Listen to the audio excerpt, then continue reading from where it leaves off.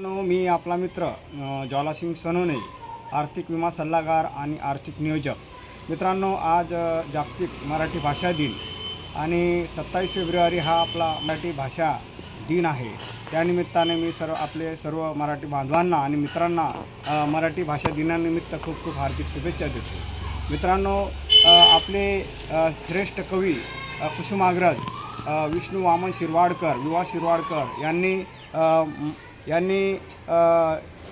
यांना ज्ञानपीठ पुरस्कार मिळाला. तर त्यांचा जन्मदिवस हा आपण 27 फेब्रुवारी मराठी भाषा दिन म्हणून साजरा करतो.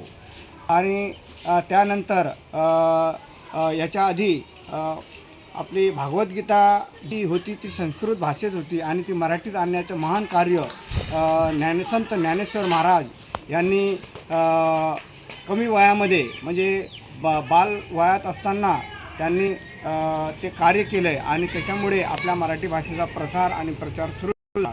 तरी आपली मराठी भाषा ही एक श्रेष्ठ भाषा आहे, पुरातनकालीन भाषा आहे आणि त्याचा विसर आपल्याला पडता कामा नये. मित्रांनो, आपण जगाच्या कुठल्याही कानाकोपऱ्यात गेलो, भारतात कुठल्याही कानाकोपऱ्यात गेलो तरी आपण आपल्या मराठी बांधवांना आणि आपल्या मराठी भाषेला विसरता कामा नये. तरी आपण आपल्या मराठी भाषेची मूल्य हे जोपासलं पाहिजे आणि आपल्या भाषेचा प्रसार केला पाहिजे.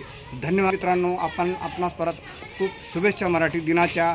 आणि आपण आपले जे मराठीतील साहित्यिक कवी कलावंत आहेत,